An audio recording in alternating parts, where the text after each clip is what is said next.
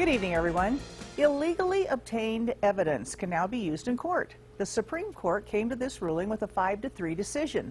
Local News 8 reporter Taja Davis sat down with local law enforcement today to talk about this a little. Taja? Carol, let me break this down for you. This ruling was based on a case called Utah v. Streif. There was an anonymous tip of drug activity in a house. Police confronted a man, checked his records, searched him without a warrant, and found a small bag of methamphetamine. The stop was deemed unlawful, but now the Supreme Court is saying the evidence found in that illegal search can be used in court.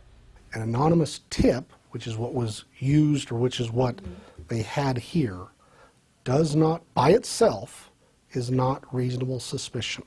The Supreme Court made a decision that evidence found during unlawful contact can be shown to a jury. The thing in this case, I think, that was in question was the reason the person was contacted in the first place. The only thing the court's answering is, should that evidence be kicked out because of it? Justice Sonia Sotomayor fears allowing evidence to be used from an illegal search will expand police power. She stated, "This case tells everyone, white and black, guilty and innocent, that an officer can verify legal status and invade at any time."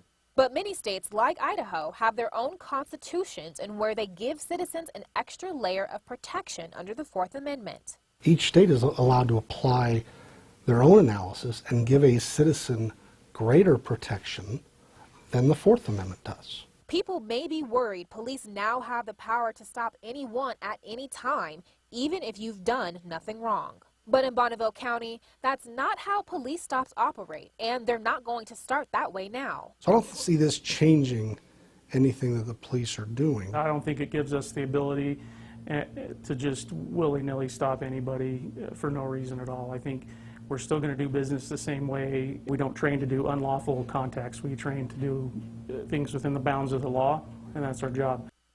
Now, the state of Idaho is going to have to deal with this question itself and put its interpretation into the state's constitution. If you would like to read the full case file, it is on our website, localnews8.com. In the studio tonight, I'm Taja Davis. All right, thank you. The Fourth Amendment does not talk about dismissing illegally obtained evidence. That is the creation of the Supreme Court.